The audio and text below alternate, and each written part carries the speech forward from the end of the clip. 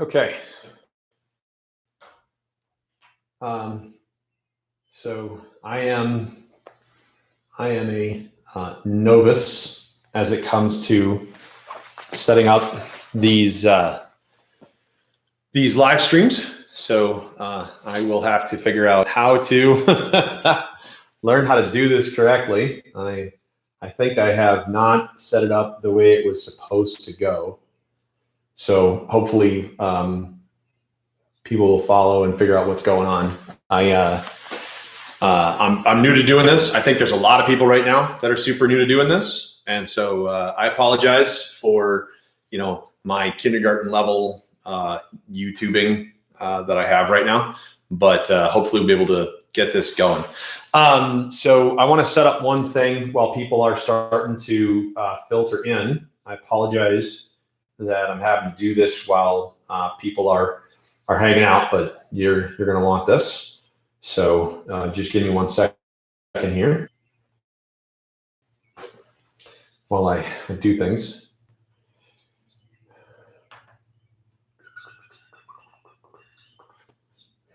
Dan, good to see you. Thank you for joining me.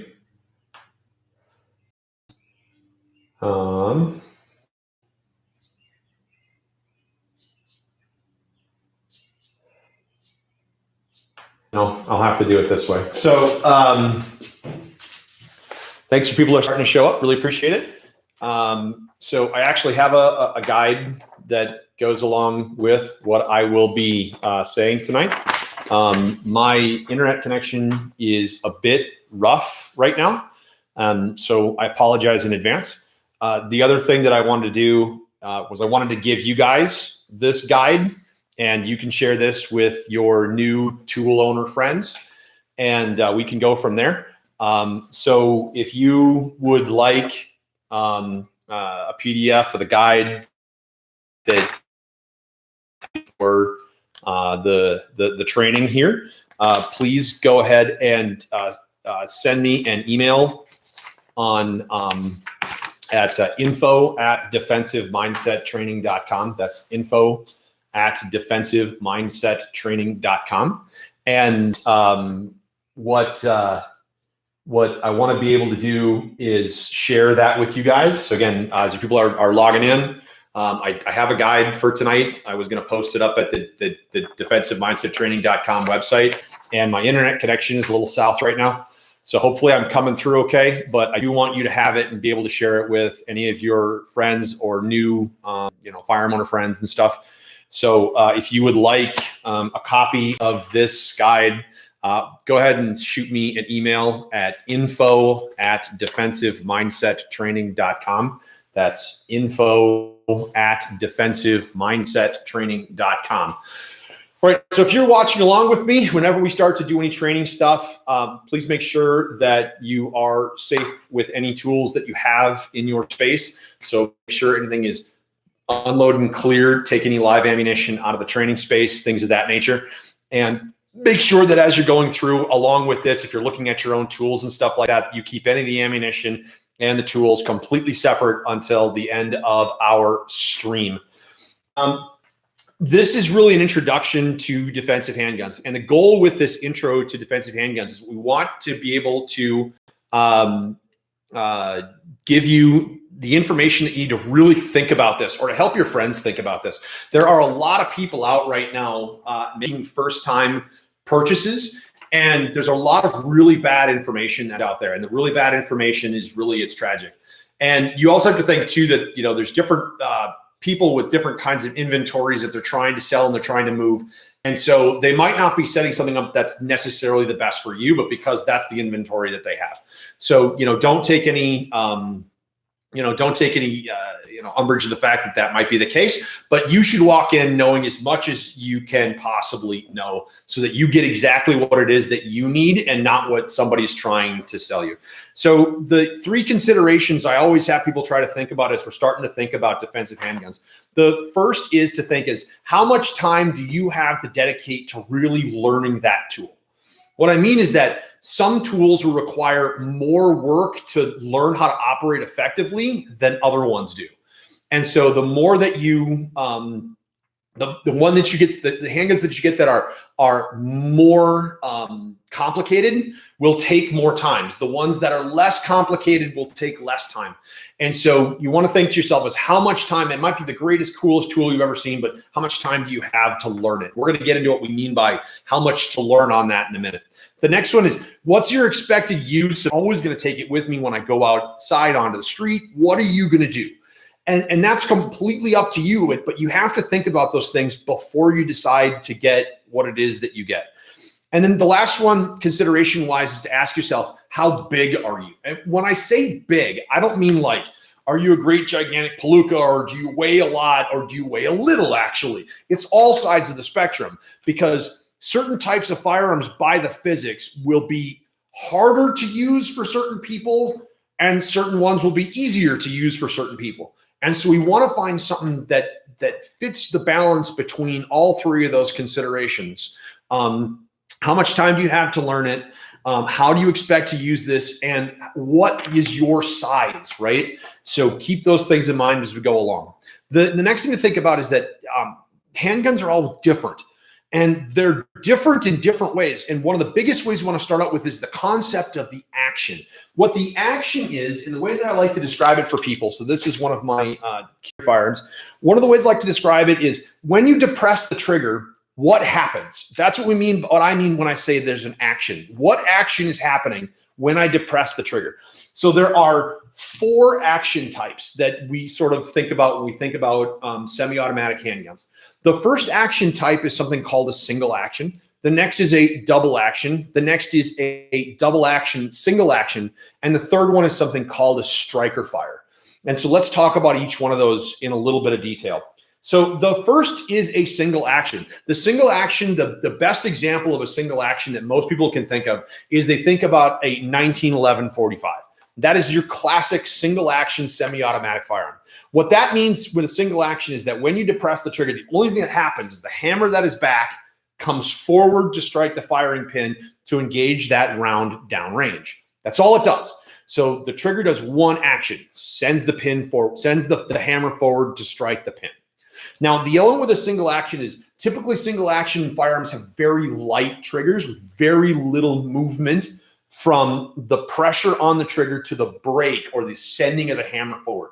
Now, the positive on that is a lot of those makes it very easy to sort of overcome certain kinds of grip issues and trigger press issues. Issues like flinching as an example, because you kind of don't really have time to flinch. I mean, the thing just kind of breaks and off it goes. The negative part of it is there's no staging point on a lot of those triggers. What I mean by a staging point is that when I go to depress a trigger like on this Glock, and again, I'm 100% unloaded and cleared and empty so that you can see this. When I go and I depress the trigger on this, you can see there's a movement and it's like, whoop, it hits a wall right there. As I move it, it hits that wall. That wall is my slack out or my stage trigger position. And what's really useful about that is as I go to present the firearm, I want to be able to get to the point where I can slack out on the trigger as I'm getting my sights aligned and the firearm is moving downrange. Because that means I never waste any time in going from sight alignment to slack out to breaking a shot. It all happens together. Your single action trigger will have no slack out. It'll just be like a wall. If you own an AR-15 style or an M4 clone or a modern sporting rifle, that's the same kind of trigger that you would typically find on a single action 1911 45. So again, the beauty of it is it's crisp, it's short, and it's very tight, and it can help to overcome some of the bad trigger mechanics. The negative is that as soon as you touch it, it's ready to go, which means doing things like, the tap on the way through for deterrence position sometimes is dangerous. Making sure actually that you don't slap it, because there's no slack up to take the position and then break. It's just whack and it goes. And so you'll see people with those tend to slap the trigger. Slapping this is my cert pistol from Next Level Training. You need one of these. With slapping, what I mean is if you look at my trigger finger here, what you'll see when I slap is I'm just going to go whack, whack, whack, whack. Takes it out all the way through. What happens downrange is we fling bullets everywhere. That's not useful for us. Remember, we have to account for every round that goes downrange. The other element with things like single action is the way that you would carry it is sometimes it's referred to as cocked and locked. What that means is that the hammer is locked to the rear and a safety is on. So part of your deployment process is to take off the safety and then it's ready to go. But that means you're carrying an extremely light triggered firearm in a holster on your body that is there and kept there correctly because of an external safety device. Some people are really uncomfortable with that. Some people are like, it'll be fine. So just make sure that if you decide to go with that kind of a firearm for defense, these are the positives and negatives. Double action trigger. What that means is if there was a hammer exposed in the back of the firearm, the double action would mean as you're depressing the trigger, the hammer would go back until it hit its full arc, and then it would release and come forward. So your trigger pull does two things. It cocks the hammer and it releases it to send it downrange. Cock and then release. The benefit to a double action trigger for some people is that they feel safer. And what I mean is that you have to be a lot more committed to the trigger when you're running a double action. You have to take the slack all the way up before that goes off. So there's an element of safety there. The negative is it's a really long trigger press. If you've never picked up like a double action revolver, or in this case, one of the things I'll mention in the handout when you get it, is that the H&K P2000 with a double action trigger, same deal. It's like it's really long. The hammer comes all the way back and then it releases forward. That long trigger cycle for some people can be inducing of problems. One of those problems being things like flinches, because you're never sure exactly when it's going to go off. And so you're not prepared to be able to deal with the fact that it's going to recoil. And so people tend to flinch more with the double actions as they're getting started. It can be trained out. Remember, every ton of firearm, it isn't necessarily wrong. It's just how much time do you want to spend working on any given thing? The other element is we want to be able to do a double action the same way in some regards that we do our striker fire. And so what I mean by that is as we go through our draw stroke, as this is coming up, I want to start taking that slack out, and then the shot would break right as I got to the end of my draw stroke. And so what you have to learn how to do is as you depress the trigger, it depresses just enough to get to just before that break point. And then as you get to the end, you would send the hammer the round. I call that calibrating your trigger finger. The SEALs used to carry P226s. And that was one of the biggest things that they had to work on with new guys that were running 226s, from buds and into the teams, was teaching them how to calibrate the trigger finger to get to that slack out position on that first shot going downrange. So again, not that it can't be done. It's more work. And the question is just how much time do you want to spend doing it? The next one is something called a DASA. That stands for double action, single action. An example of a double action, single action is the firearm I just mentioned, and that would be a SIG P226. Now, the SIG P226, the idea with the double action, single action is double action would mean that the first trigger press, we get the hammer to come all the way back, and it's released. When it comes forward, it strikes the primer, ignites that powder, and the round goes off. When the round goes off, the slide will cycle and push the hammer back for you and then come back into position. So the next trigger press, the only thing that's happening now is that the hammer comes forward to strike the pin. So a lot of people think of the double action, single action as sort of this happy medium place. They feel safer having it on them in the double action configuration because, again, you have to be really committed to release the round. The trigger comes all the way back, the hammer's got to go, and then it releases.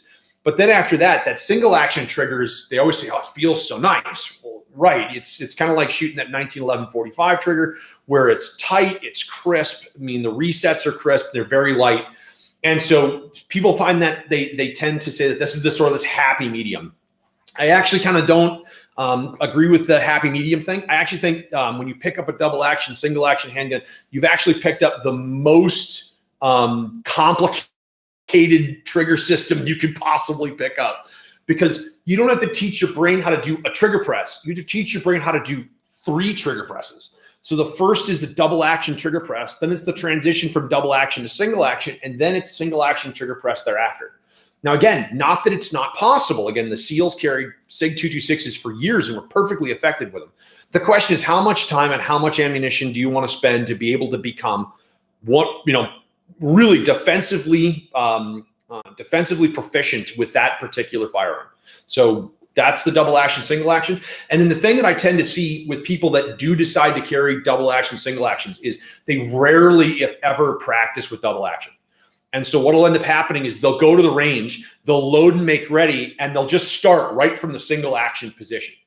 And so it wasn't terribly long ago, I was doing a church security team training, and one of the guys there, that was his firearm, he was a SIG 226, and got himself all set and ready to go, and he was all ready to go, and hammers to the rear, and I'm like, whoa, stop, send the hammer forward. Huh? Send the hammer forward. Oh, I mean, shoot it? No, you gotta, oh, you mean to set it in place. So he took, and he put his thumb on the hammer and lowered the hammer down. And I was like, no, use the decock. And the what? I was like, oh gosh. So I had assumed, obviously, further capability than he had, even though he said he'd been shooting for a long time, which is a mistake on my part. I should never assume that. So I had to teach him how to use a decock. And so we taught him how to do that. And I said, okay, ready on the buzzer. We're going to draw. We're going to present, do one shot. So we're working on shooting fundamentals. And so I push the buzzer, beep, it comes out. And the first thing I see him do is go click to single action and start to bring it. I'm like, no, you got to use it from double action first and then make it go to single. Oh, okay. So he starts from double action. And his first shot was, I mean, it was gone. It wasn't even on the page. And the thing was, is he'd never really done that before. And so because he'd never really spent a whole lot of time, he'd always go, and I asked him, well, how do you think that was going to work defending yourself? And he's like, well, I just kind of assumed I would just let that first one go and then just start into my normal shots afterwards. No, you have to account for that one. You can't just let it go, or it has to go somewhere that's useful. So if you do decide to carry something like a double action, single action, you really need to spend a lot of time on that first trigger press. So the firearm coming out, working the calibration, breaking that first shot, resetting to slack out on the single action, then assess 360 check, decocking, and doing it again. And so when we were working with guys that were getting ready to go become SEALs and stuff, you know, that was a skill when they went to go run a handgun. That was the skill that we worked on with them just over and over and over and over and over again. So make sure that if you are a person that's carrying the double action, single action, that you are working that skill, because it's critically important. The next one is striker fire. So striker fire is the one that is typical for things like your Glock handguns, your Smith & Wesson M&P, your SIG P320s. Reason why. So the striker fire system allows you to have the slack out like you would find on that SIG 226 going to the single action trigger. So we know the spot right before it's going to break. And what that does is it removes an internal safety called a trigger bar. So it removes the safety from the pin so that the pin can actually go forward to strike the primer. And then when it actually does go out and that pin comes forward, you break the shot. When you reset, the trigger is exactly the same. So it's having, in essence, the feel of that single action trigger on the SIG 226, but having the consistency where every trigger press is utterly identical. Now, the beauty for that from a defender perspective is that you have to learn one trigger press. Now, again, double action is one trigger press. Single action is one trigger press. But neither one of them have that definitive slack out position for especially draw presentation, which I think I found that's a big deal over my decade plus of teaching people how to do this.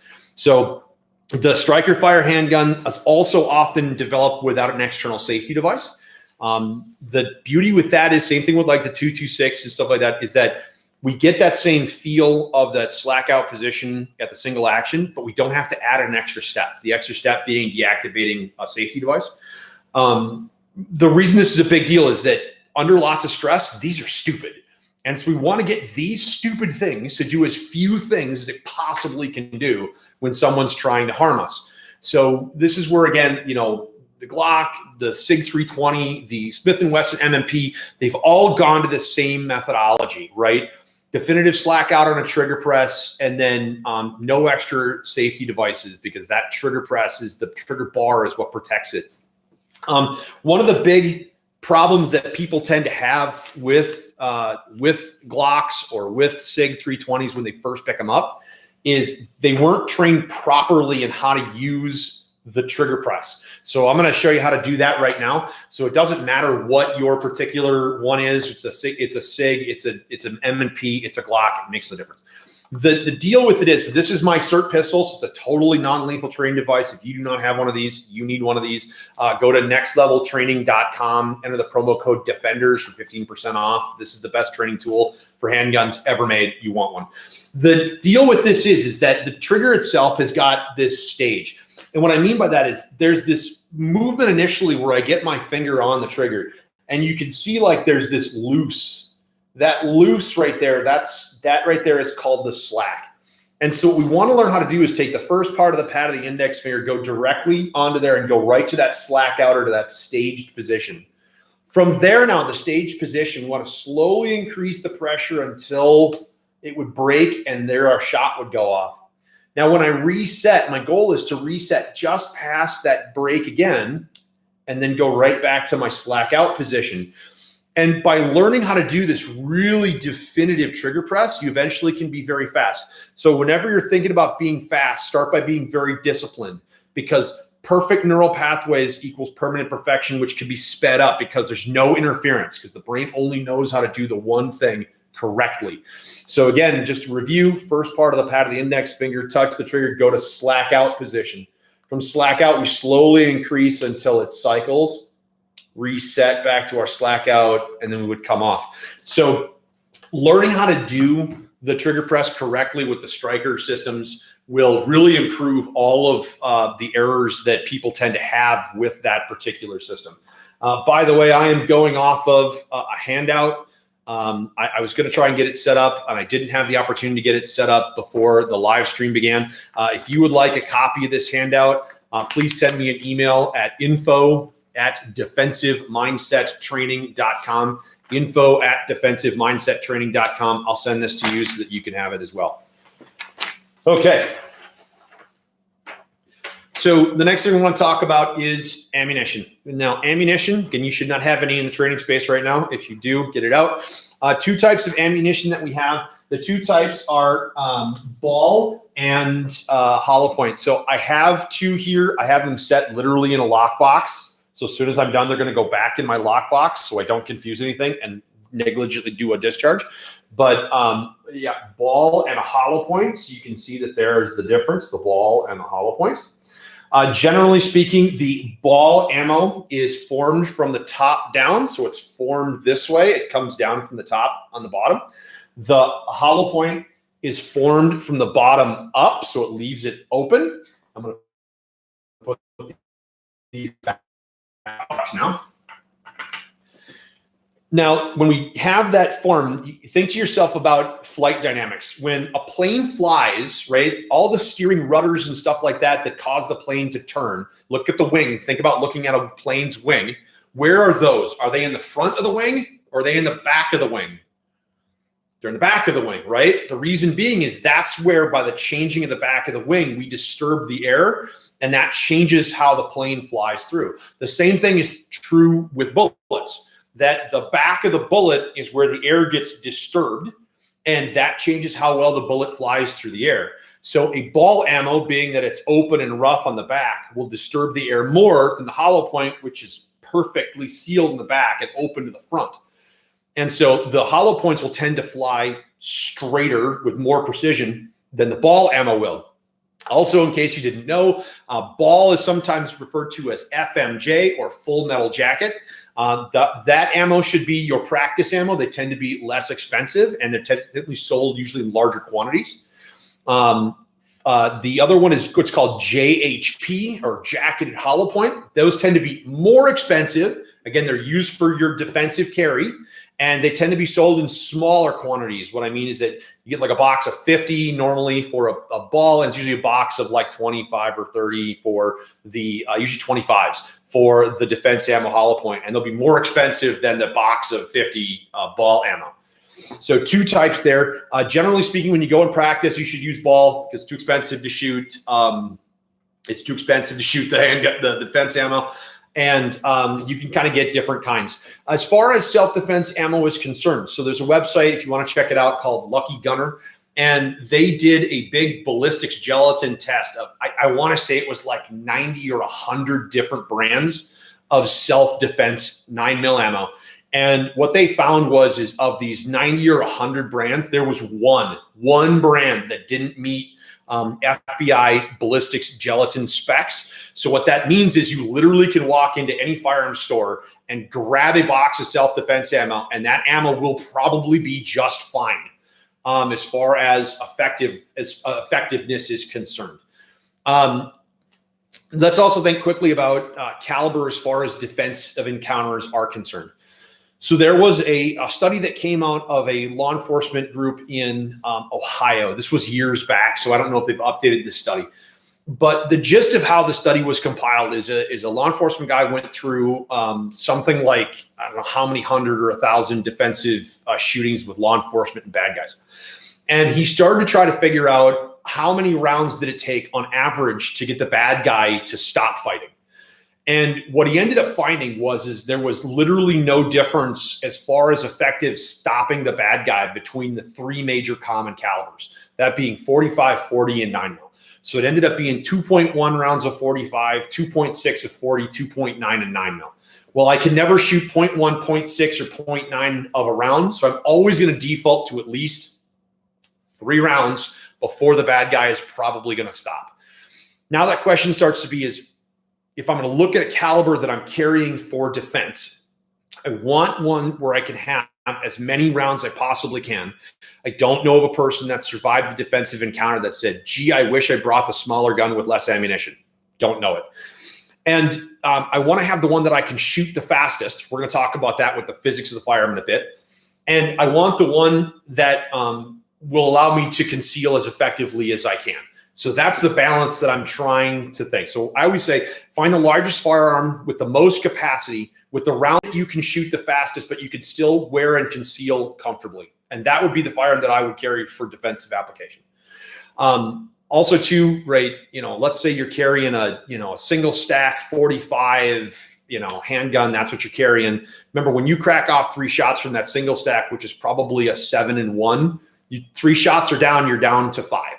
Right? If I'm with my my new Glock 48 with my STI magazines that have 15 rounds in them, I shoot off 3, I got 12 left.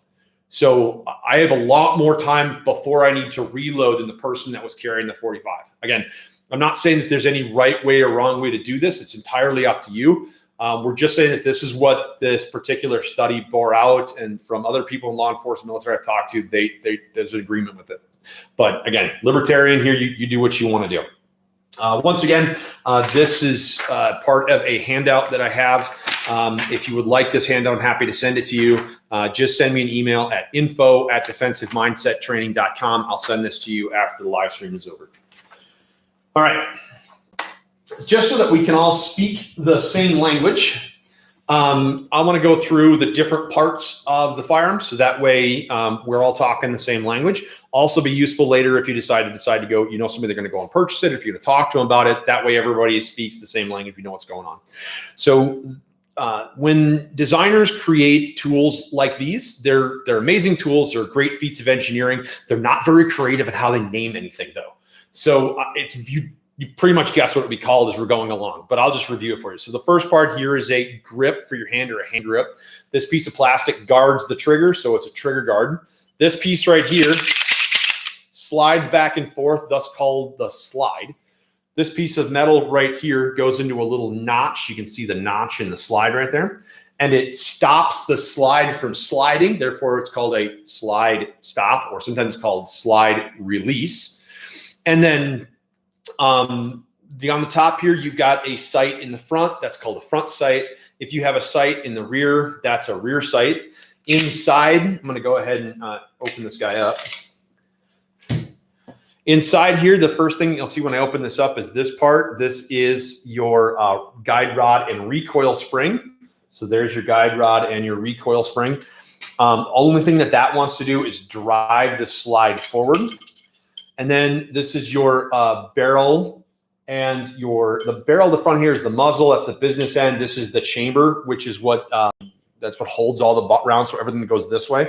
At the bottom here, you see this nice little sort of polished piece right here. That's called the feed ramp. That's what's feeding the round up into the chamber when you get it fed into the firearm via the slide moving. This is the lower receiver where the hand grip is. Again, you can see the trigger itself. This is called the Glock Safe Action trigger. What that means, there's a little wing right here. It's kind of hard to see in the live stream. It's a little wing right there. If that wing is not directly depressed, this won't go off, so it needs to be directly depressed.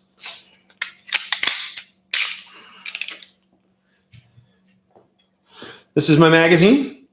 So the magazine itself also has 4 parts. The first part is the body housing the magazine. One of the things I want you to notice is that there's a rounded side. It's kind of rounded, and there's a side that's flat. And the side that's flat, if you think to yourself with a round, so I've got a dummy round here so you can see it. This is a dummy round, so it's not a live round, dummy. That there is a round side to the dummy round and a flat side to the dummy round. So I always want to make sure that I load the round side to the round side and the flat side to the flat side. You never want to put the round side to the flat side and the flat side to the round side. We refer to that as bad. Inside of this part right here is a piece of plastic. It's called a follower. It just follows the rounds up through the body housing. There's a spring that's always pushing upward. And then there is this plate at the bottom that holds the follower inside. It's just called a base plate. Okay, magazine well right here. One more button on the side of the firearm is this one right here. Again, it's kind of hard to see just because everything's black on this, but that's called a magazine release. Now let's go through how just the firearm functions, just again so that we all speak the same language. The magazine itself goes into the magazine well, and you can see that the follower right here has come all the way up to the top. Normally the round would be right there. When I go to remove the slide stop, what's going to happen is that this will go forward and it'll pick up the round off the top of the magazine and insert it into the chamber. When it inserts it into the chamber, my connection now to the round is via the firing pin to the trigger mechanism to the trigger itself. When I go to put my finger on the trigger, that's going to remove the different safety mechanisms internal to the Glock. And then when I fully release it, the pin will go forward. That pin will strike the primer. The primer will ignite the powder inside of the casing. That'll drive the bullet down the barrel of the firearm. Once that happens, we get Newton's law about equal and opposite reaction. So bullets going this way, meaning casing's going that way. As this happens, this slide will start to move. As the slide starts to move, it would extract and eject the round. And then that guide rod and spring will drive the slide forward to pick up the next round off the top of the magazine. So I had this bad habit on occasion of looking at the comments, and I will try to answer any questions up there towards the end. But otherwise, if I do it, it throws me off of my thing, and I'm not used to doing that with this one. Normally, somebody just asks a question versus me trying to read it. But this being a semi-automatic firearm, what that means is that only one round is going to be released per depression of the trigger. So in order for this firearm to go off again, I have to reset the mechanism.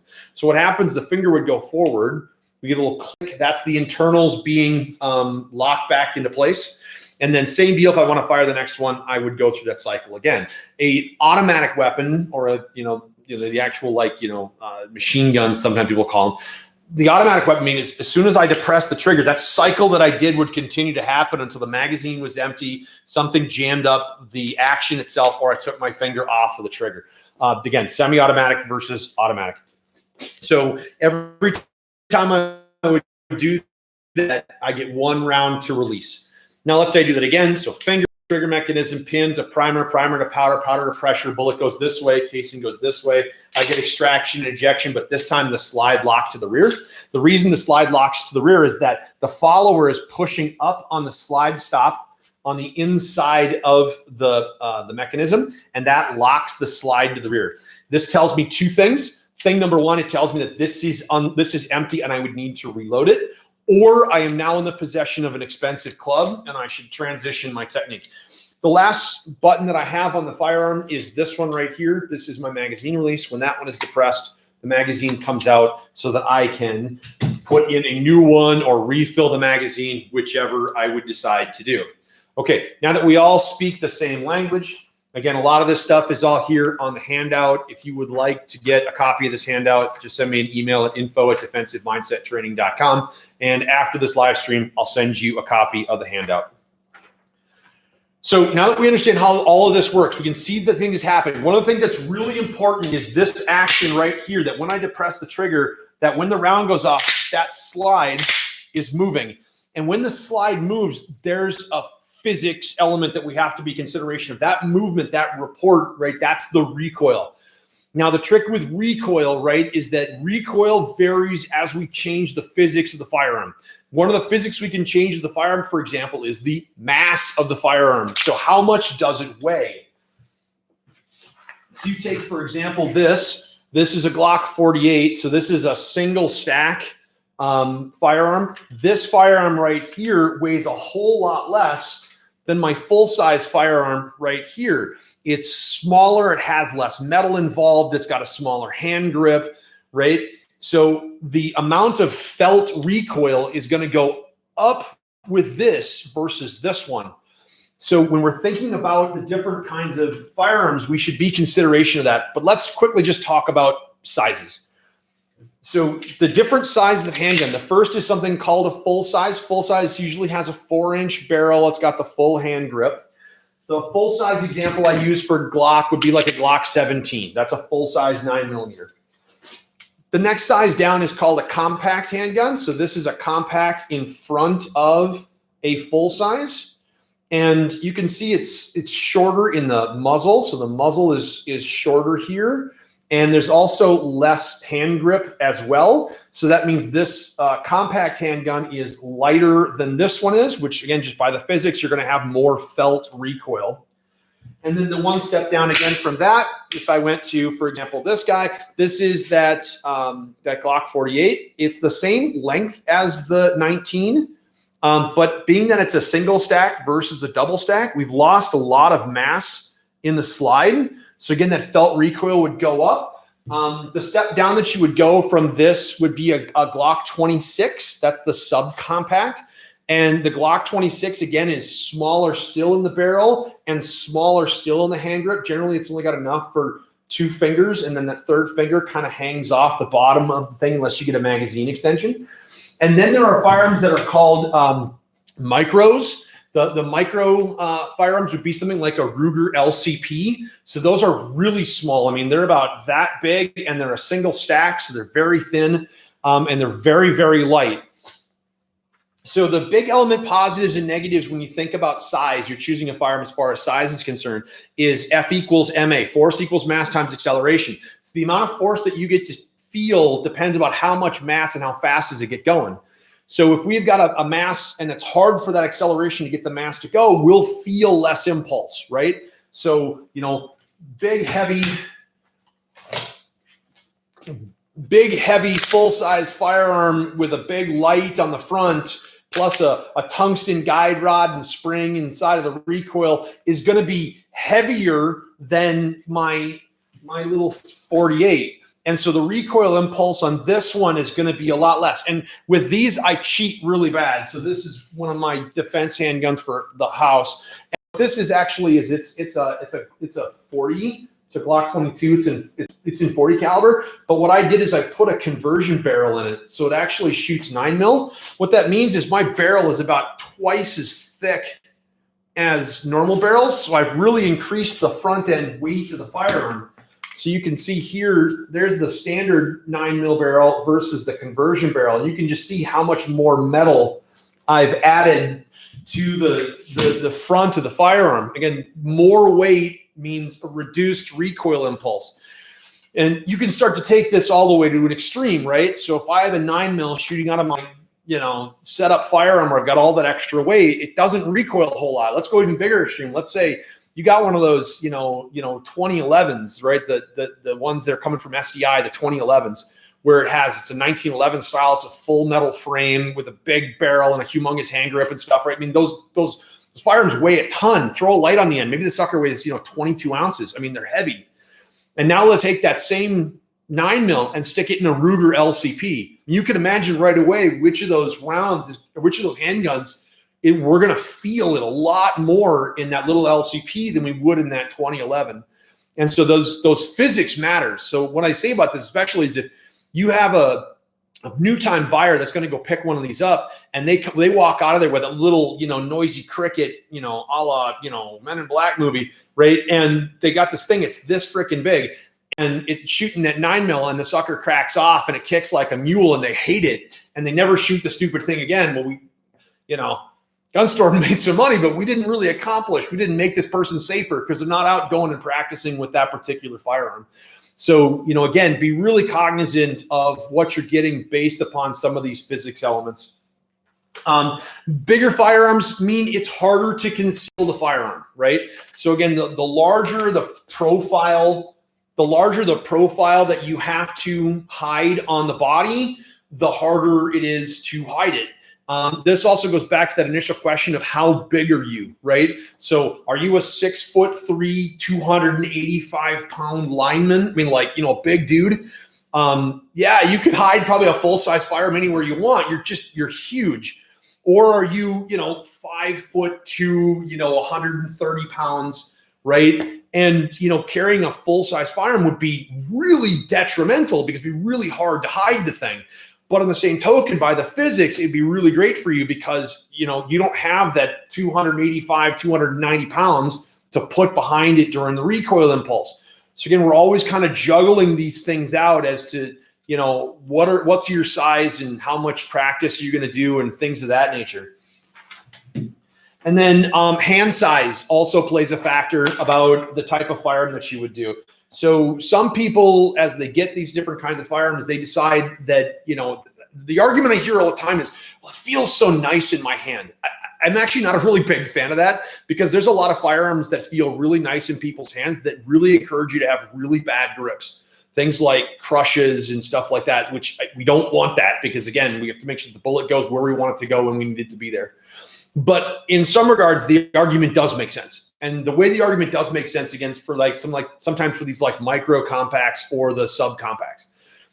For some people, learning how to operate some of these smaller guns where the pinky finger is actually hanging off the bottom of the firearm is challenging. One of the big things that I would tell you about it is that when you go and make your grip on it and you're using those smaller handguns, what should change in your head is the focal point of your grip. So rather than the focal point of your grip being here where the pinky is, the focal point of the grip actually appears in between the ring finger and the middle finger. So that's where I'm really thinking. And then same deal when I get the support hand on there, my concentration point is here, not here. And that can help people as they're starting to try to run these smaller firearms. So again, you have to kind of weigh out these different pieces as to what's going to make the most sense for the way that you want to carry. How big are you, right? Hand grip and stuff like that. Sometimes really big firearms don't go really well if you have really small hands. So one of the things that sometimes happens is that guys will go out totally well-meaning. They'll go buy a firearm for their spouse. And again, they'll get them one of these little noisy crickets that has this massive recoil impulse because, well, it's the thing that fits my wife's hand. Hang on. It's actually better for them to try to go and do a larger firearm. All we have to do is slightly adjust how the grip works to make it more effective. So ideally, if I make a grip, my goal is to think body structure, to think gun, wrist, and elbow in as close to a straight line as I possibly can, because the closer I can get to the straight line, the more that impulse actually runs down the bone structure. Think of it as a machine operating on a platform. If the platform's broken, it doesn't operate as efficiently. If you don't have hands that are big enough or conducive enough to get an effective trigger position by this way, what we end up doing with people is we just have them just bit by bit start to rotate the hand this way. It just rotates around. And we rotate it only enough to get effective trigger purchase for the trigger finger. By doing that, we get all the benefits of utilizing that heavier firearm for the new shooter, especially if they're a bit smaller. So it's got that lower recoil impulse, but we don't have them trying to figure out, well, how the heck am I going to hang on to it where it makes any sense and get them this. I think, from the big purse all the time, this hides easy in that purse. That's not a problem at all. So just as a thought process, again, we're looking at these different firearms and what are we deciding to do? So we're always playing with those three big considerations. How much do you want to spend learning how to make this firearm run? What's its expected use and how big are you, right? How much, is that physiology going to make? You have to make adjustments for your physiology. By the way, again, I'm looking at this handout. If you'd like a copy of this handout, just give me an email at info@defensivemindsettraining.com.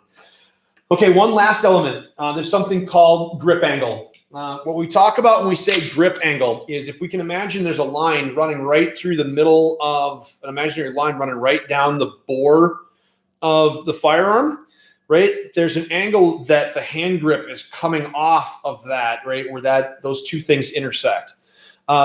And there's a difference in the grip angle between the Glock and everything else in the market. So the difference is that a Glock is 71 degrees past 90, where everything else is 68 degrees past 90. So it's about a 3-degree difference between the two different setups. What that does from a physiology standpoint is it takes my hand from neutral to slightly rotated forward. The idea is by increasing the angle of incidence for the body, we are engaging more musculature on the base, because the point of that primary hand, right, is this fire, when it goes off, it wants to rotate upwards like this. If you want to imagine it's a wheel that's trying to roll down, the way that you would stop a wheel is you'd take a chalk and you kick it in the tire so it can't get over the top of the wheel. So by getting myself way up and high like this and having that slightly rotated forward, is I'm wedging in this webbing between the thumb and the index finger as deep into that tang as I can get. So it's creating that wedge that makes it harder for the wheel to roll over the top. So the 71 degree past 90 increases that. Also too, if we always try to look to hit neutral, that can be a challenging piece. It could be a little higher, it could be a little lower, we don't know. If we try to get to something that's extreme, every time we go to the extreme, we'll always want to come back to the extreme spot. That's the big deal that happens with the support wrist. What I mean by that, and we'll talk about this in a bit too, if I put my support wrist on here and it comes on here where it's neutral, see I'm neutral, it comes on neutral, there's no definitive place for the firearm to come back to. So instead we want to think to ourselves of creating almost an extreme position. So I'm constantly making that firearm come back to the exact same place because I want to be all the way over here. We'll get into that when we talk about grip itself. So if you are used to, for example, running something like a SIG and you pick up a Glock, what you'll tend to do is you'll tend to shoot a little high. So this one particular SEAL that I worked with for a long time, he ran SIG 226s all the way through the time that he was a SEAL. And when he switched over to Glock, one of the things that he found is that when he would present hard, like he pushed to get a good draw stroke, the front sight post would always be a bit too high. Well, that makes perfect sense with that 68 degrees past 90 position that he sort of conditioned his hands to after millions of rounds shooting. If you tend to shoot Glocks and you pick up a SIG or a M&P, you'll find that the front sight post ends up being low. So when you present fast, you'll present out like this, where it's too low instead of being up a little bit high. And so that's some of the elements that are a little positive, negative, switching between the types. But this is also the reason why when you develop a draw stroke, you want a draw stroke that'll actually allow you to make micro adjustments to the sights during the presentation. That's one of the things that we teach when we teach draw. Okay. So let's talk about some gear considerations. So whenever we think about having a firearm and stuff like that, again, we talked about this idea of expected use. How is it that we expect to actually utilize this, whether we're carrying it with us or whatever it is? So we want to think first about carry method. So the two different biggest methods, there are three big methods that you could do for carry: is inside the waistband, outside the waistband, and in an off-body bag. So there again, there's sort of a range of things that we're playing with when we think about this. So the first is concealability, the next is speed of access, and the third element is retention, or retaining that firearm for yourself. So three big ones that we typically think about is strong side carry, appendix, and in a bag. So I'm going to go through each one. I'm going to list out some of the positives and negatives, and then I'll tell you the way that I typically work with people as I get going with them. So strong side. So this is strong side position, and that doesn't mean actually directly on the hip. It's actually just slightly past the horizon of the body. The goal is that when you look at somebody, that the firearm in place shouldn't change the shape of the hips while you're looking at it. The strong side, in my opinion, is much safer for holstering the firearm. right? So when we go to put this firearm back in the holster, we have to think to ourselves that this guy is going to go in and go back into place. If for some reason I screw that up as it's going into place, and that happens, right? I've heard of stories of where this happens. I've seen incident reports where that's gone down. When that goes off, once that bullet gets going out of the muzzle, right? It's, now you're gambling as to where the round is going to go. So it's very safe to do it back here, because if for some reason it goes off, it might take off a bit of your butt cheek or something like that. Usually splatter explodes when it hits the ground. But it's a fairly safe direction for it to go off. I'm going to contrast that with the appendix position. And I know the appendix position is all the rage right now. And the way that I typically say to people is new shooters, I don't have them start appendix position until they're really good muzzle and trigger finger awareness. And then if they want to carry that way, hey man, rock on, you do you. But we want to make sure that you're always really good, because again, you screw up holstering over here. Yeah, it's a problem. Screw up holstering appendix. Good chance that you don't walk away from that alive. So we want to make sure that we're very, very careful in doing any holstering work. So strong side improves the safety as far as that's concerned. The big deal with the draw stroke from the strong side is it uses straight lines. What I mean by straight lines is that from this firearm coming out to being oriented towards the body, it's a straight line. That's a straight 1 and 2. That's a very, very strong movement. It's hard for someone to come in and stop that downward press with the elbow, which means the firearm is immediately useful from the point that it's cleared the holster. And that improves your ability for fighting in really, really tight and close, even somebody body to body with you. The next element is that the firearm stays further away from the threat. So what I mean by that is a lot of stuff happens as defense people talk about it as bad breath distance, where it's close enough where you get the breath.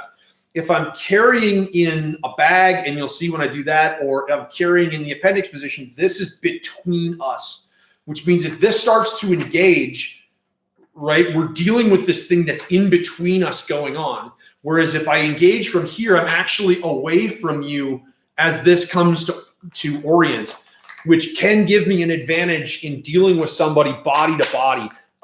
There's a guy that his whole training methodology, and I'm sorry, I can't remember what it is, but his whole training methodology is just scenario, scenario, scenario, scenario, scenario. And I would never recommend you go do that until you're a much more advanced shooter, because we don't want you to build bad habits. But one of the things that he saw repetitively was, being able to fight from these positions. And so think to yourself, whichever way that you're carrying, make sure that you have the ability to fight from that space. There's a couple of guys that teach online that, do some fighting technique, and they teach from here. But a number of those guys have been doing things like Brazilian Jiu-Jitsu and stuff, some of them for years and years and years. And I think that's awesome, right? Go train, go do that. Are you going to go and do Brazilian Jiu-Jitsu for a number of years that you can always defend a grab, wrestling with the gun from there? I would encourage you, if you decide to carry that way, that you would. The next element is that people talk about a speed element. And so this is a very interesting argument. Every degree that the firearm moves past the horizon of the body, we slow down a draw presentation. That's the firearm coming from here all the way up to full presentation. Now, the question is how much does it slow down the draw presentation? And that's the debatable question. I have a friend of mine, his name is Mike. He is a world champion competitive shooter. He shoots a baby Glock 26 faster than I can shoot a full-size 17. He's unbelievable.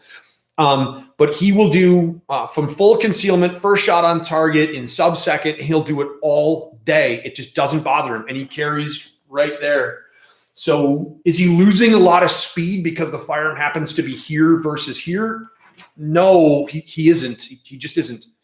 So the big element, I think, is you see is that people are carrying here and they're getting fast very quickly, very early in their training. And that's cool, right? Like, I'm not downplaying that. That's a good thing. Speed is really important from a defensive perspective because you're behind the power curve. But the drawback ends up being is that I see a lot of people developing really bad draw strokes for future training work. And what I mean by future training work is we have to think to ourselves that the fight probably isn't going to happen from, you know, me with my arms all the way out. Again, we're talking breaths, so we're probably in this close. And that being the case, how many draw strokes do you want to develop? Neurologically, you'd say, I want to develop one. And by developing one draw stroke and doing it perfectly, we want to develop a draw stroke that actually produces the ability to fight at any range. And that's sort of the methodology that we think about. So this is what the DMT draw stroke looks like, just so you can see it. And there's actually 3 separate shooting positions inside that draw stroke. So the first one is deep retention. So if I came out to here, there's my first one. My second one is high retention, that's here. The third one is full presentation, that's here. So just in the way that we develop the draw stroke, we're producing future skill sets. So keep that in mind about any of the carry methodologies that you do. You don't want to give yourself more work than you need. So appendix, let's go to that one. Shorter line from draw to holster presentation. So this is an appendix holster. This one from Tier 1 Concealed. It's a great holster. It goes right in the front, just like this. Now, what they're talking about, the short line, is going from here to here, here to here is shorter, right? Here to here is shorter than here to there, right? You're traveling less distance. And so that's totally legitimate. You are traveling less distance. You will be, especially initially, you will be faster going from here to here. One of the big negatives that we start to see is draw stroke. So what I mean by draw stroke is that what we'll see is we'll see the clear, this will come up, this will come to here, and then it'll come out to here. Well, if you notice, when I go from here to here, what's this pointed at? The ground. It's not useful, right? So when we work with people that are having appendix carry, one of the skills I'd want you to work on is that you would come out and rock and start to come up. Again, you're going to add a little bit to your time, but remember, we're trying to build those future skill sets because we have to be able to fight from really, really close from that position. So keep that in mind. Remember that there is an increased risk in carrying this way, right? Because as I go to put this one in the holster, right, that's pointed directly towards, you know, femorals and stuff like that, that we need to make sure that we're very clear on. So make sure that if you do decide to carry in that kind of a position, you have a very high quality holster. I wouldn't recommend a hybrid holster for this. So this is a hybrid holster here. What I mean by a hybrid holster is it has both leather and Kydex. I wouldn't recommend a hybrid holster for an appendix carry. I would go 100% Kydex, so it's always solid and always stays open. Outside the waistband, you know, you can go Kydex, you can go, you know, hybrid. It's all good. The thing with the outside the waistband holsters is they tend to change the shape of the hips, right? So we have this slight hip change. And that change of the hips can make that more easily spotted by somebody else. And we want to always try to think to ourselves that nobody knows that that's there, that that firearm is in there until it's time for them to know that it's there. Okay. Off body. Some people need to carry in something like a bag. So this is just one of my off body bags. This one happens to be a push pack from 511. And I have one of my clients he's a personal trainer. And so because he's always in athletic gear, he doesn't really have the ability to carry, you know, kind of on body. So he tends to run this way. And this guy just comes across and it sits like this. It's a very comfy position. Also too, like if you had to wear clothes that were like, you know, business type clothes and things of that nature, this could be a really effective way to carry because it may not fit quite as well inside of your, you know, your suit and your tie. And then you could swing this around like that until you need it. And then it just gives a pull back in front and off you go. One of the things to do is if you decide to carry that way, wherever your zipper is, add something big that's easy to grab a hold of. Say like this carabiner, because now if this ends up being zipped closed, I can reach for the carabiner and give it a pull versus just trying to find the little zipper. And then the last trick to this is don't let the fire just float in there. I love taking my hybrid holster from Crossbreed and you put it inside You put it inside the bag like this. It's really hard to see. I'm really sorry about that. I wish I could show you. But you can see it's sitting inside the bag. It's right here sitting inside the bag. And so now when I actually go to holster, is my firearm is sitting inside of a holster inside the bag. And that keeps it from floating around. And when I go and do a draw, it stays in place inside of the holster and it's not floating around inside the bag, making it unsafe. This is a really great way for ladies. They carry this way a lot to have that bag in front. And if they're feeling at all spooky, they literally can walk through parking garage just like this. And so if anything starts to go bad, it's like, no, get back. I can't help you. I can't help you. Whoop, they're ready to go. So that's another way that you can do it. The drawback for carrying for the bag is the bag itself is not connected to you.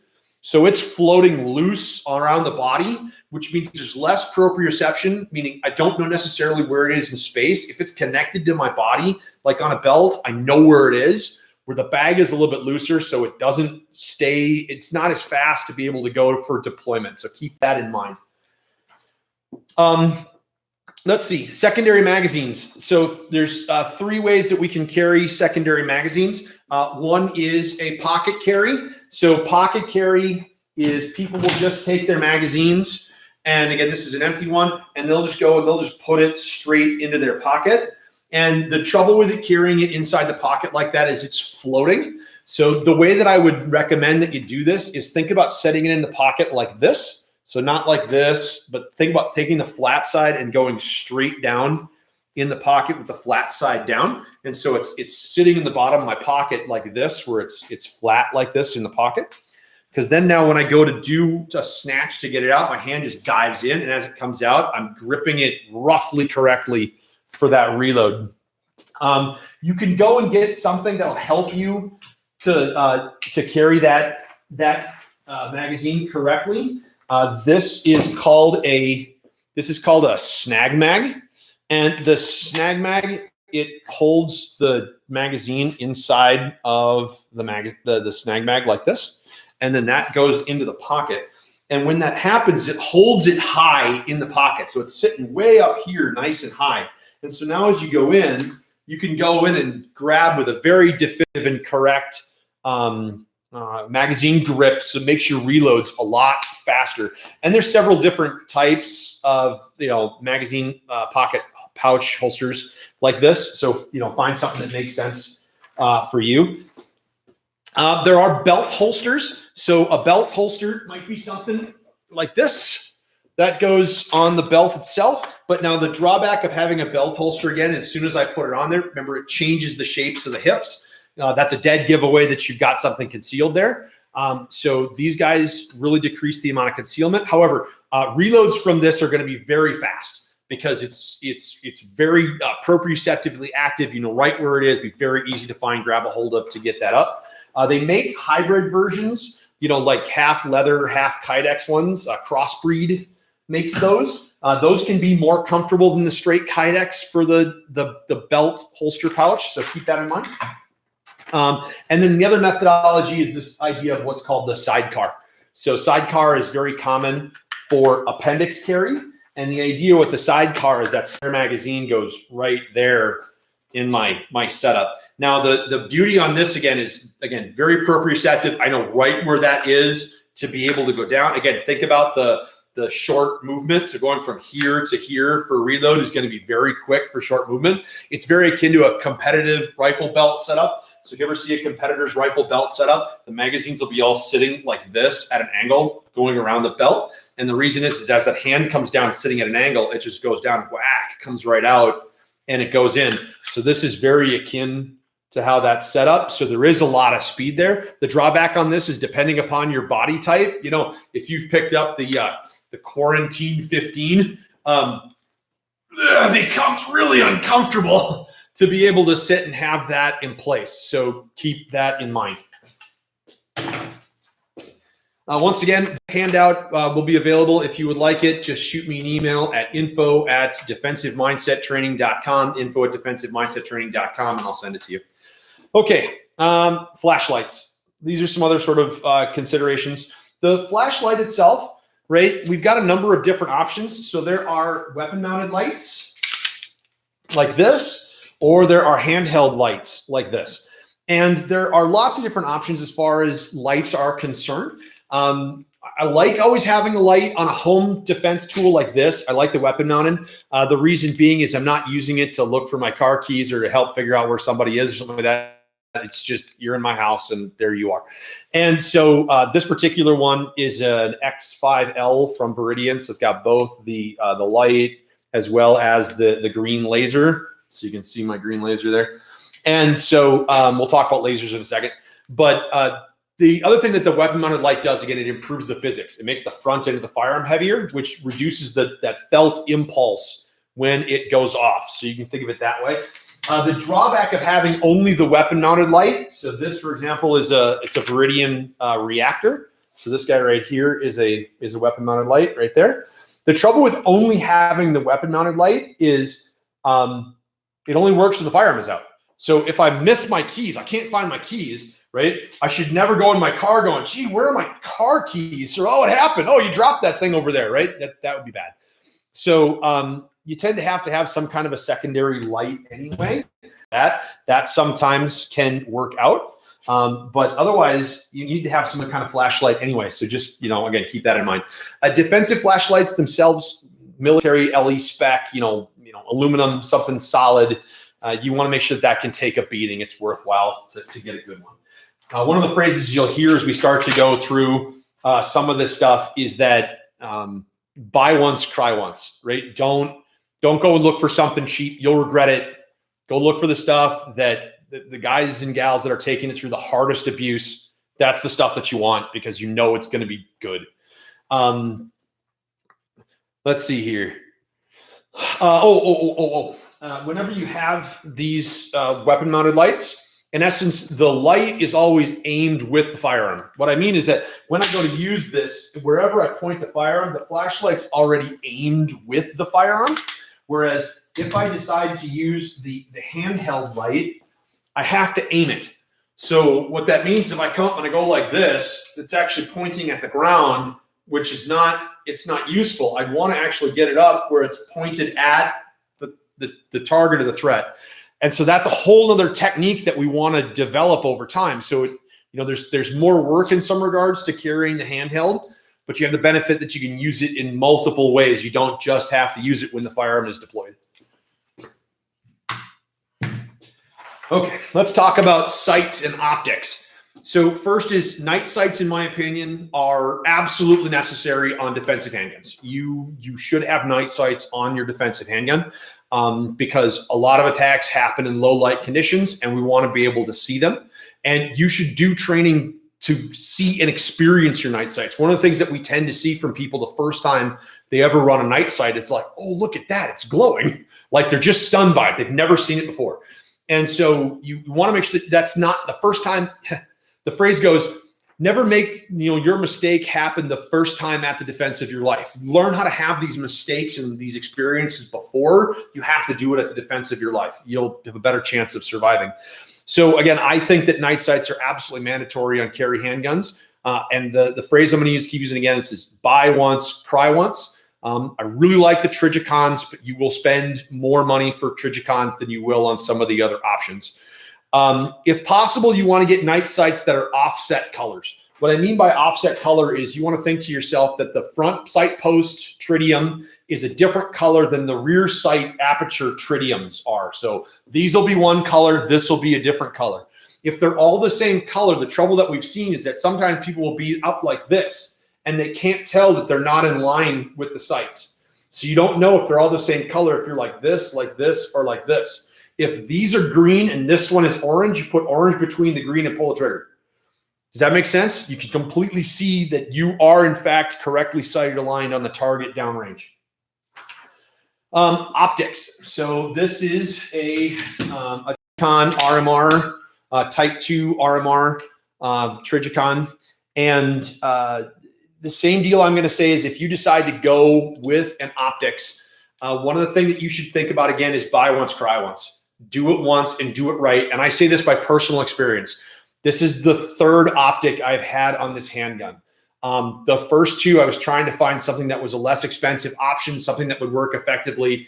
and it was just a disaster. Every single optic had all these consistent problems. It was just so not worth it. So go out, buy one, spend the money, get it done right, do it right the first time. I don't know that they're necessary. I am working through this and trying to develop my, because this is kind of new for me. This is less than a year that I've had one of these on my firearm. So I've run, irons for 10 plus years. And so this is new. And there is a learning curve, learning how to use it. Before you even decide that you're going to go and get an optic, do you have an astigmatism? One of my instructors, we both decided to get optics at the same time to, start to work and develop. And he had an astigmatism and he was looking up stuff and he thought, okay, this will work out just fine. When he got it, he was like, oh, crap. And I said, what happened? And he's like, what do you see when you look down? It's like, well, I see a dot. I'm like, what do you see? He's like, I see this garbled mass that's like 5 dots. I have no idea which one is actually aligned to the target. And that's just because his astigmatism doesn't see the dot correctly. So make sure that if you have any types of vision problems that could make that optic not be useful to you, that you go and, check one out first before you go spend. I think these retail at like $600. So before you go spend, $500-600 on an optic, make sure that you have something that works correctly for you. The constant run or something that's auto on. What I mean is you shouldn't have to, if you're going to carry this as a defensive tool, part of your process for running it should be to remind yourself to turn the stupid thing on. So the Trigicon Type 2 RMR just runs all the time. It runs constantly. And the battery life is such that I need to change the battery probably once a year. There is another optic up there. I think it's by Vortex. I think it's Vortex, and it's a shake awake. What that means, when you grab the firearm from the holster, as it moves, the thing goes whoop, and it's on. It turns on during the movement. So that way it goes. Now, the trouble that I have with something like that is, will it every time? Will it this time versus not? I don't know. So I like the one where it's always running versus the shake awake, but that's your call.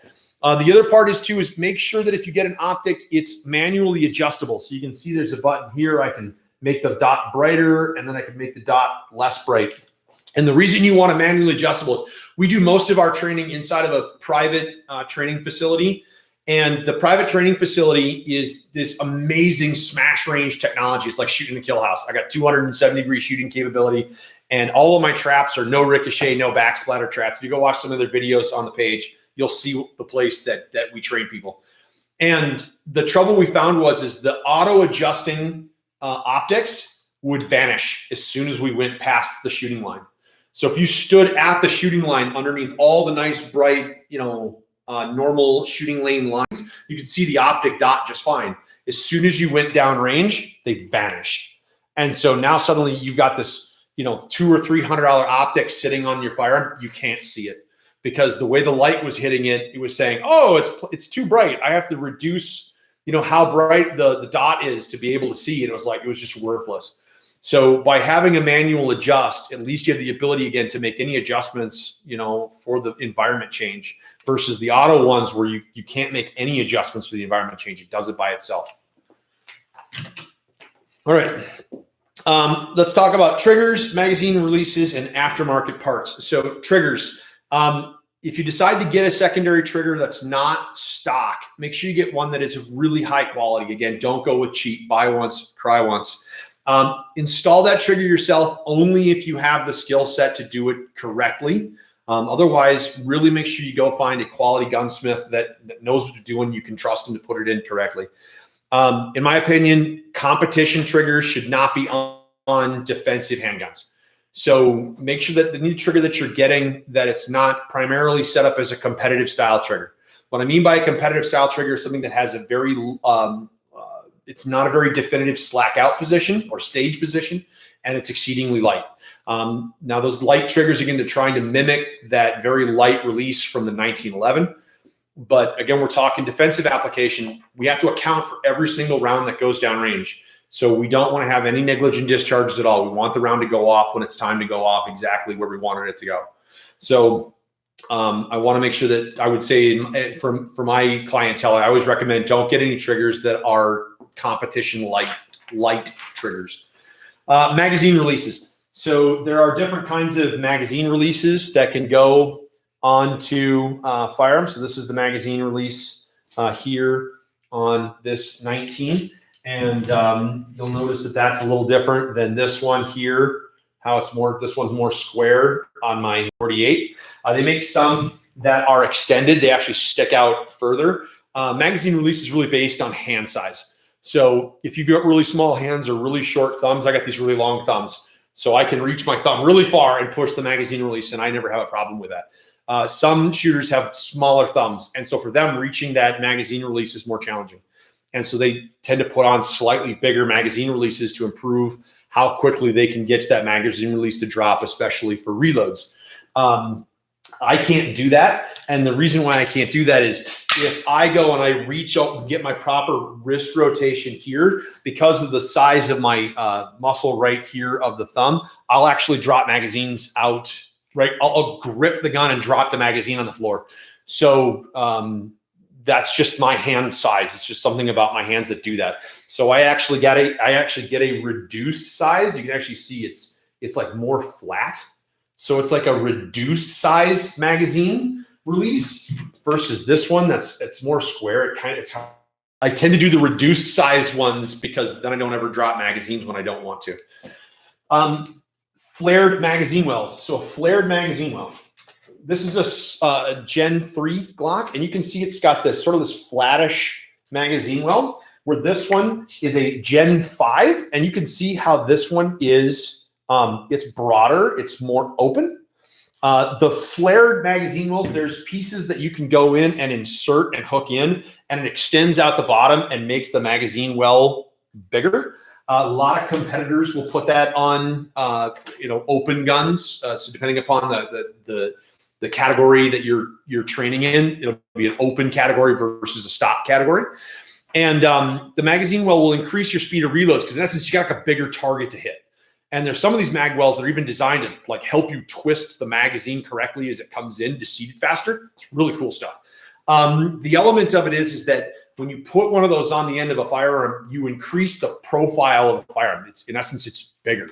And so again, you're making it harder to conceal the firearm. And if you don't care about that, rock and roll. If you do care about that, keep that in mind. Magazine extensions. A magazine extension, you can get this piece and the base plate comes off, and the magazine base plate will go on extended, and it will increase the number of rounds that can be had inside of a smaller magazine body.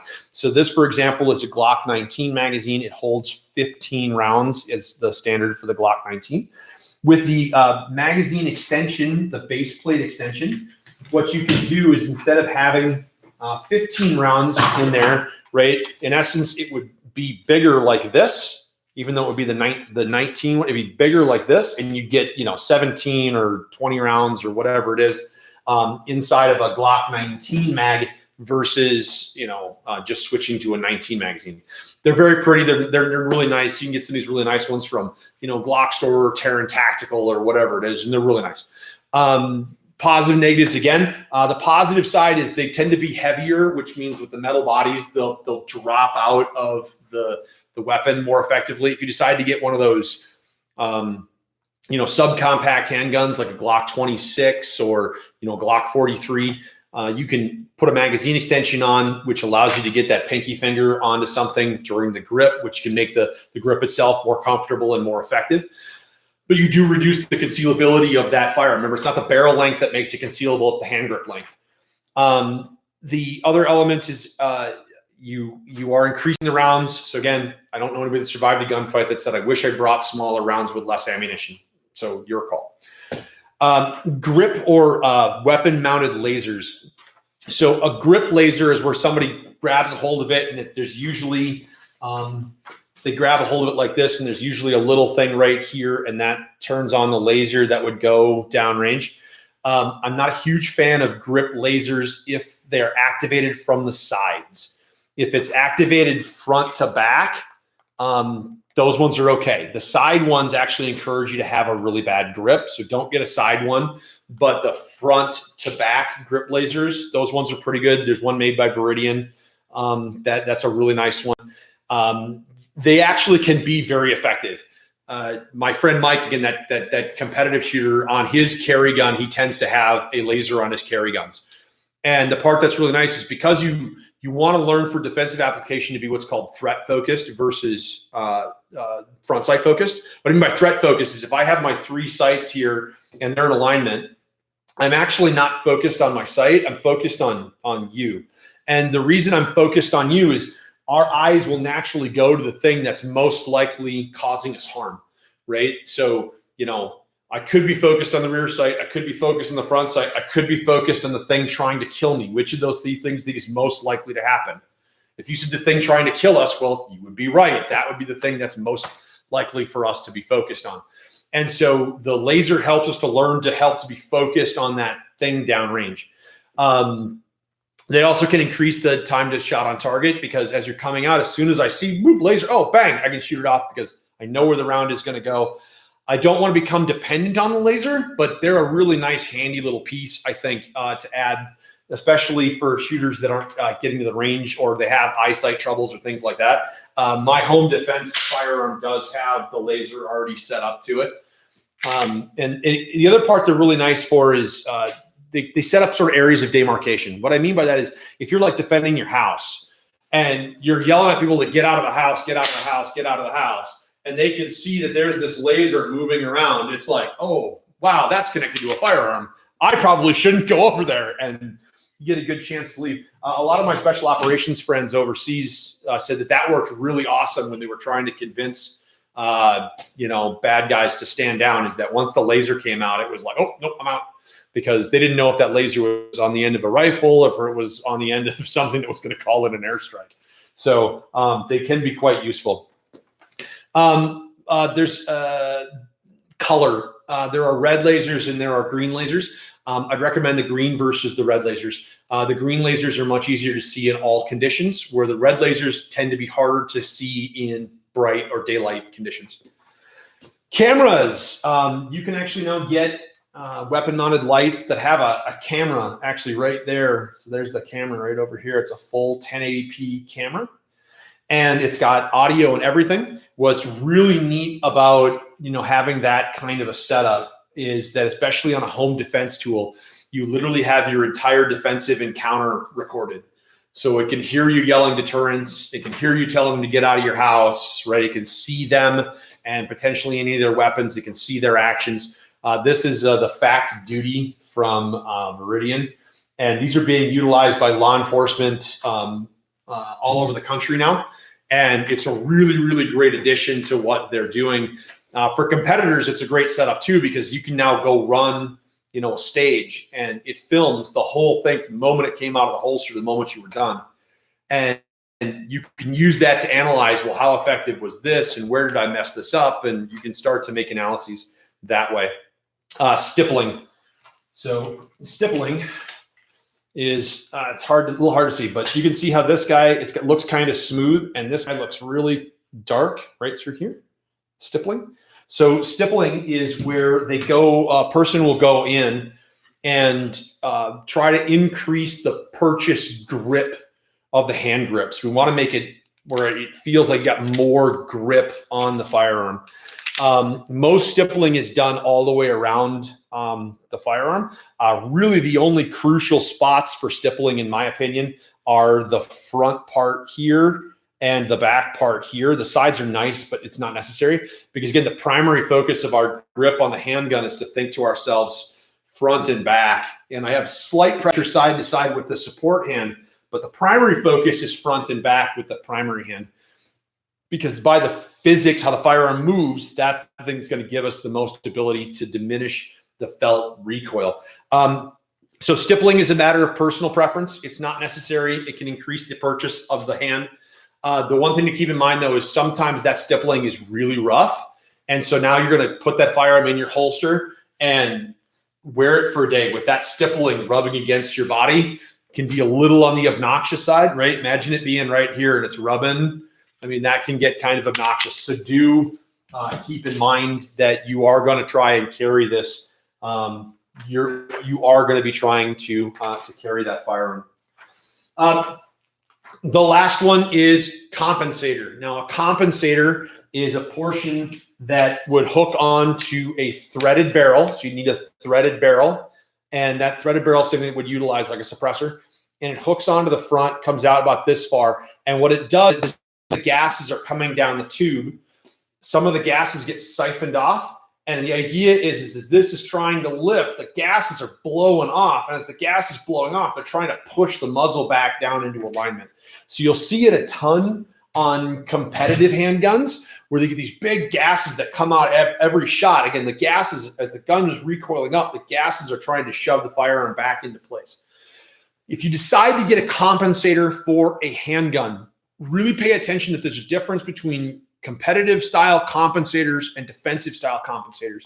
And I haven't seen a lot of defensive style compensators except for the one from Suarez International. And the difference is that the Suarez uses enough gas to try to help push it back down, but not too much. You have to recognize again that we could be defending ourselves at multiple ranges.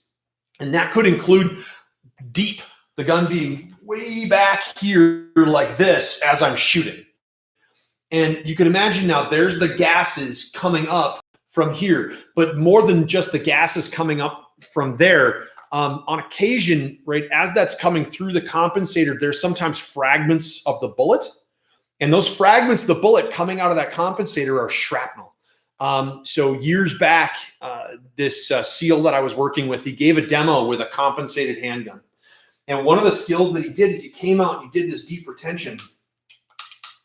And he did it, bam, bam, bam, bam. And then I saw him go like this and look and came back and holster. He's like, yeah, that's pretty cool, right? And now he's finishing up his day with his hand hanging back up here like this. He's got his hand backwards like that.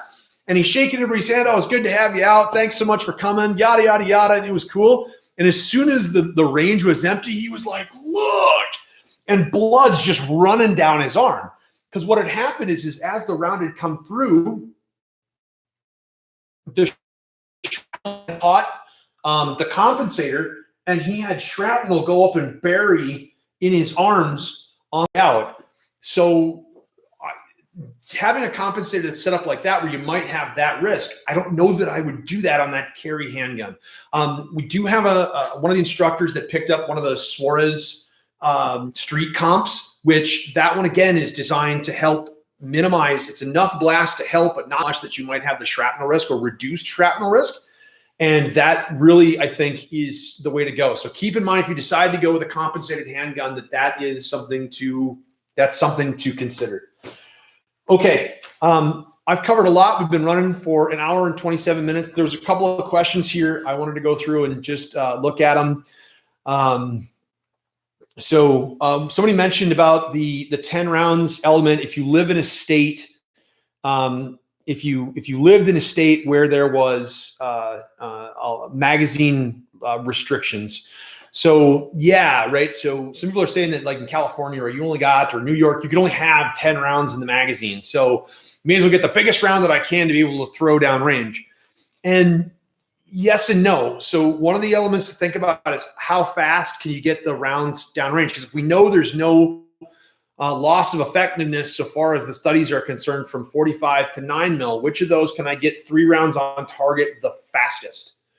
And so for me, as I'm shooting 9 mil, right, I've gotten to the stage in my life where, I can probably do 3 shots on target in like 140, 120, something like 1.2 to 1.4 seconds, right? From full concealment. And it's not a big hassle.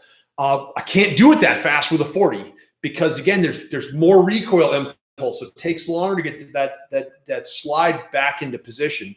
I can't do it with a 45, same deal. There's more recoil impulse to get that back into position. Now, if you're a really, really big person, right, you got a lot of body mass and you can put it behind it, you can get your splits down to, 15s or 14s like I can with 9 mil. Dude, yeah, rock on, go ahead. That might be the right answer. I still think, though, again, the idea with having the lower recoil impulse that I can shoot faster is better than thinking about flinging, bigger hunks of lead when we don't see by the studies any improved stoppage power. Let's see. Oh yeah, we're talking about the fact that the firearm. Somebody's asking the question about the firearm is coordinated with other sets. I think, if I understand, so. Your firearm is but one part of the training, one part of your defensive situation. So one of the things that you have to think of whenever you're developing your defense, right, is that defense isn't one thing, right? Defense is we can subdivide it.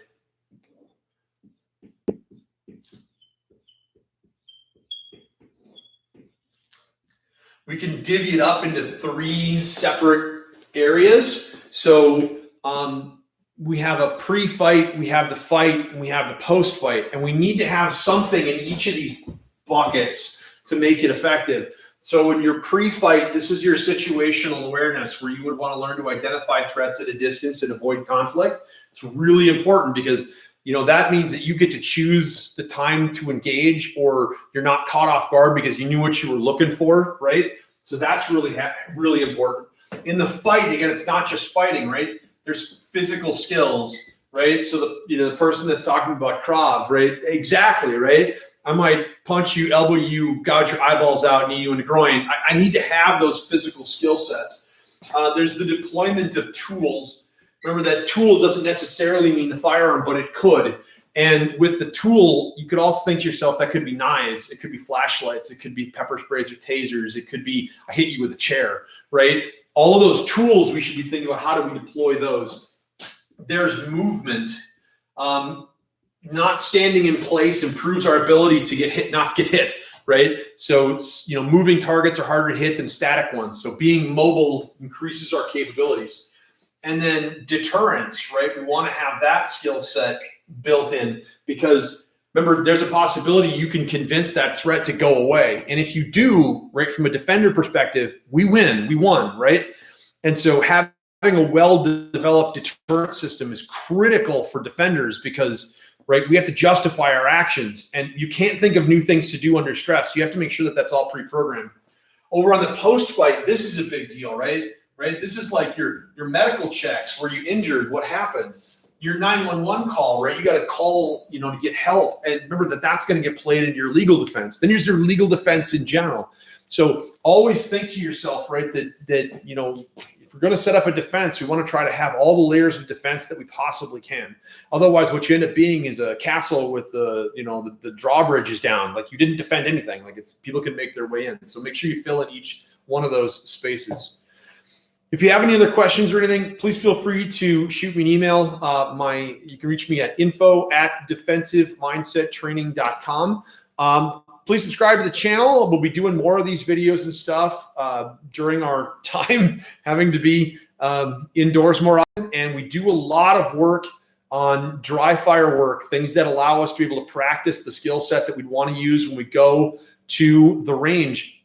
And the big element when we do the dry fire, right, is neurology. Whatever the brain is taught to do, that's what it'll do. And thanks to things like SIRT pistols, we can do 99.9% of defensive firearms work totally safely. So if you don't own one of these, please think about going to nextleveltraining.com and picking one up. That's a SIRT pistol from nextleveltraining.com. If you use the promo code DEFENDERS, you get 15% off and you'll help us out as well. And then the other element that you might think about doing is we do something called the Online Tactical Firearms Training System. And that's located at the defensivemindsettraining.com website. And what we really designed it for was to be able to really take a lot of material that you can use in an ongoing basis. And so every single month, there's a whole new set of dry fire drills and live fire drills that hit out. There's 4 big workouts with at least 4 drills per workout. So, it's 16 dry fire drills every single month that happens. There's a whole bunch of live fire stuff that comes out every month, dozens of videos. I mean, it's a pile of material for you to be able to practice in your home and practice out on the range and really make something of your time. If you consider that ends up being just $14.99 a month. I don't know anybody that's putting out the content quantity that we're doing as far as that's concerned. And or 162 for the year, just 10% savings overall. And then keep your eyes open for any training stuff. We'll be trying to get back together again as soon as we're all able to. So everybody stay safe and stay clean, and we'll look forward to seeing you guys in another stream. Thank you guys, everybody, for joining us. Please share the stream with your new firearms owner friends or people that are thinking about picking one up. Hopefully we can help to educate people and help them to be more effective going forward. And remember, if you would like a copy of the notes I was using today for today's class, just shoot me an email at info@defensivemindsettraining.com. And I hope everybody has a fantastic evening. Thanks for joining us.